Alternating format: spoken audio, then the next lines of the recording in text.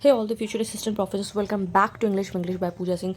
Have you ever wondered why in UGC net examiners keep asking about what is the intentional fallacy and effective fallacy?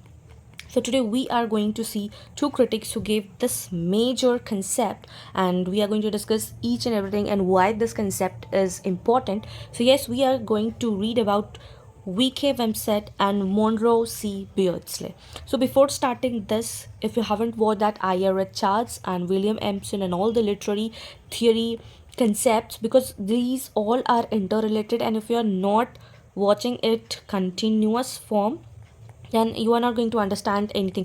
Because see, until unless you won't understand what A is, you will never able to understand what B means. So A and B and C, these all are in continuation. So until unless you are not knowing what ABC means, you cannot understand what alphabet means, what the whole word means. So before starting these all thing, I would request you, please go and watch the very first thing, watch syllabus of literary theory, and then move to understanding the literary theory, and then new criticism and all the critics related to the new criticism. So before anything, let's get started. So before going in deep what effective fallacy and intentional fallacy means, we'll understand what fallacy means. Okay, so the very word, the fallacy means false belief. Okay, fallacy means false beliefs. Now we'll be understanding what it is. So the very first thing, we'll understand the critic conception. So V.K. Wimsatt 1907 to 1975 and Beardsley 1915 to 1980. They are very important. You might have heard of I.R. Richard's name, practical criticism, new criticism, but if you are ignoring this, you are ignoring UGC net marks. Okay, so they were American literary theorists. They were best remembered as new critics who focused on the text itself. It is very important that you have to focus on what text rather than the author's intentions or the reader's feeling. So this is very important line. Kindly write down in your copy, because this is very important. Okay, that he says that it is have to focus on the authors. You don't have to focus on author's intentions or the reader's feeling. You have to focus on the text itself, because if you'll talk about the new criticism, they are just giving preferences to the text. Their essays became the foundational documents for the modern literary theories. So they always connect with the new criticism and the close reading tradition. It is very important. Now if we'll talk about the major works, so Wimsatt and Beardsley, they both co-authored. Okay, they wrote together. So the verbal icon, very important and very famous book of theirs.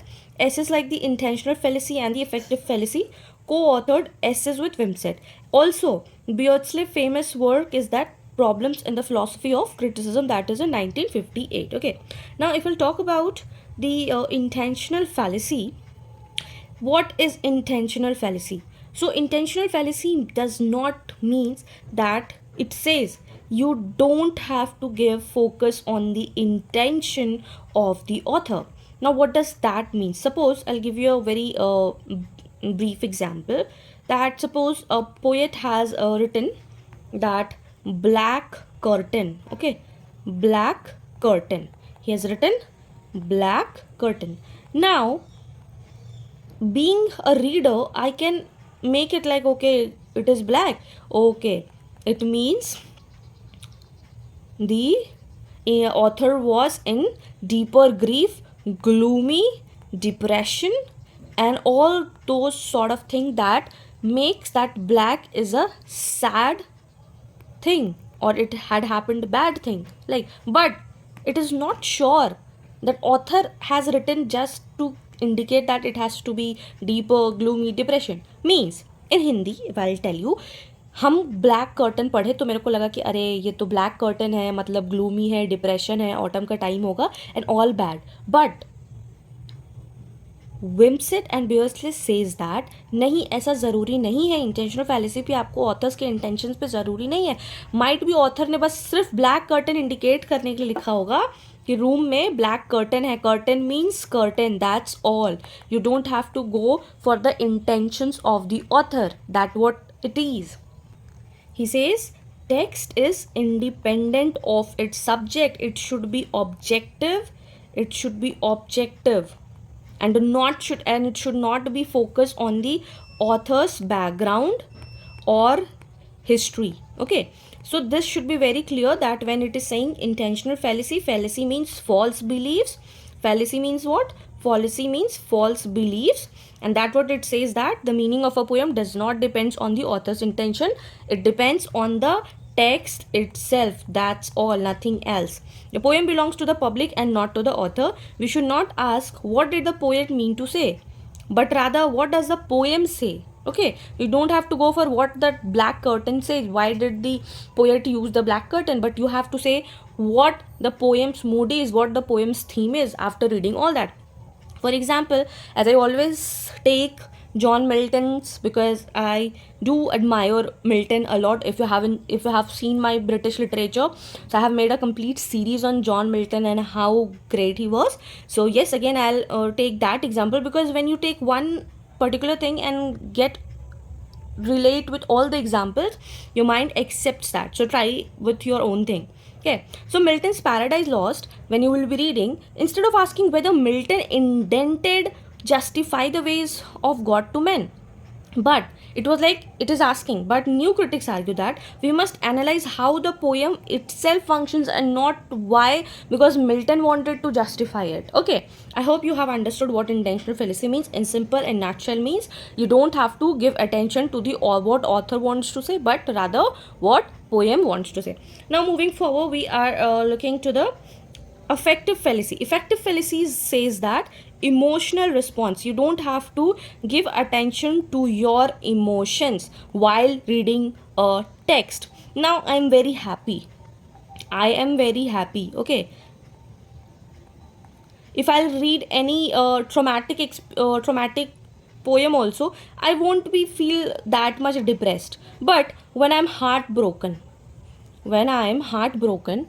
and at that time if I will hear Arijit Singh's music, Channa Mereya or something else like that, heartbroken song, I will cry, right? So that is the thing, it should not depend on the emotional response of the reader. So that's what it's saying, the meaning of poem does not lie in the reader's emotional response. If you say that the poem made me cry, therefore it is great, that's a fallacy. No, if made you cry, that doesn't mean that. Okay, it is the text. If the text is written in a happy mood, I should be feeling happy whether I am sad or not. It should not affect my emotions while reading the poem. Okay, now evaluation should be based on the poem structure, language, imagery, and not the personal feeling. So this is the very important thing that you have to note down in your copy. Intentional fallacy means author's intention is rejected. Affective fallacy means reader's emotions are rejected. These are very important thing, you have to learn it, and please, I would suggest write down in your copy. Okay, now you tell me what is your opinion. Like, if you had to choose a text, you would go for the intentional fallacy or the affective fallacy, or both are correct or wrong. Do let me know your opinions in the comment section. Now we'll move forward to the next work, the verbal icon. It is a Wimsatt collections of essay reinforcing to the close reading, as I've already discussed. He treated literary text as a verbal icon, a self-contained object with its own meaning. It says text is independent of everything. It is autotelic and it says everything. It does not needs anyone. Okay, when we talk about their contribution to literary theory, so Wimsatt and Beardsley strengthened the new criticism core belief, like meaning resides in the text itself. Text does not require the author's intentions or the reader's emotional responses. Text does not require these both. Okay, it is independent of both. Then he shifted a focus away from the biographical criticism to the reader response criticism that we will be discussing in the later series of our literary theory.